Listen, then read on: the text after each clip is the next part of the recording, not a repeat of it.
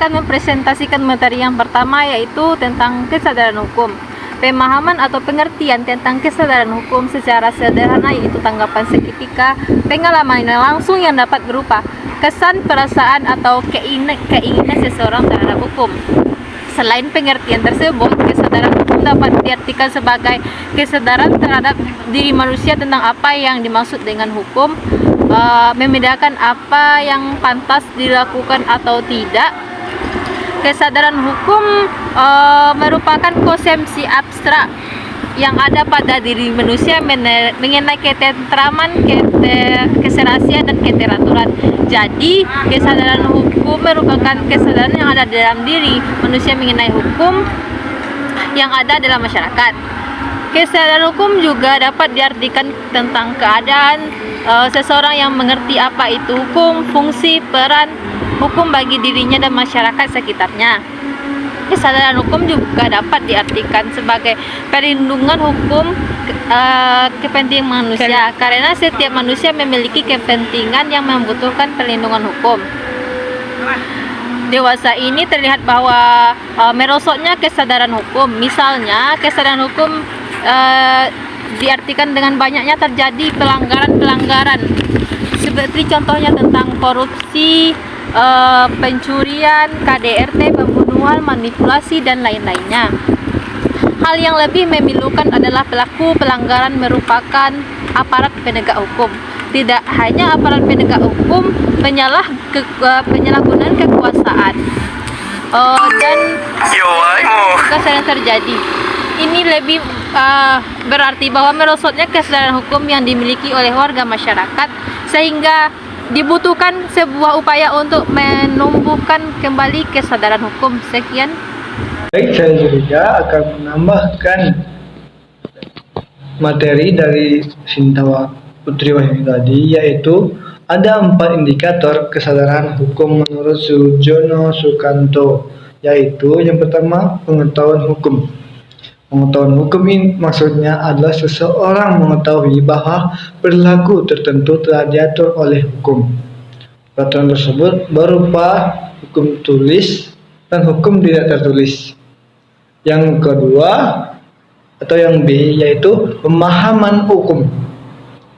Warga masyarakat mungkin perlu mengetahui dan memahamkan suatu mengenai aturan-aturan tertentu. Misalnya, pengetahuan masyarakat tentang hakikat pentingnya Undang-Undang Nomor 1 Tahun 1974 tentang perkawinan.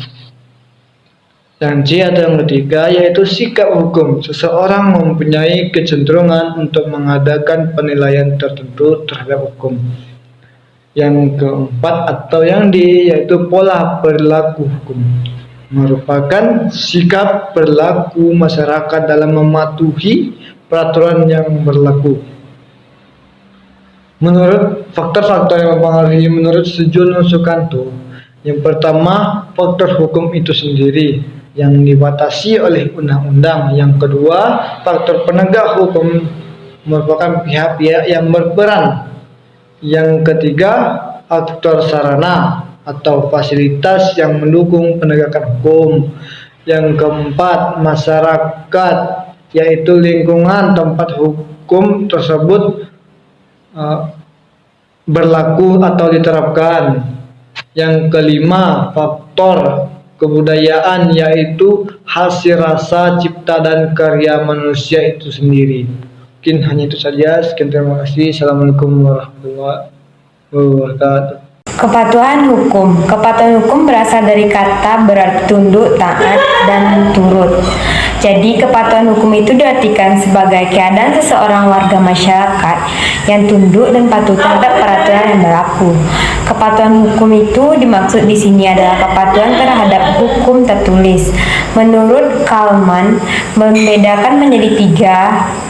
Yang pertama yaitu complication, merupakan kepatuhan dilakukan karena adanya mengharapkan imbalan dan usaha untuk menghindari diri dari hukum. Yang kedua, identification, yaitu kepatuhan terhadap kaidah hukum yang terjadi kepada anggota kelompok yang saling berhubungan baik di antara sesama, seperti antara seseorang dengan satu kelompok.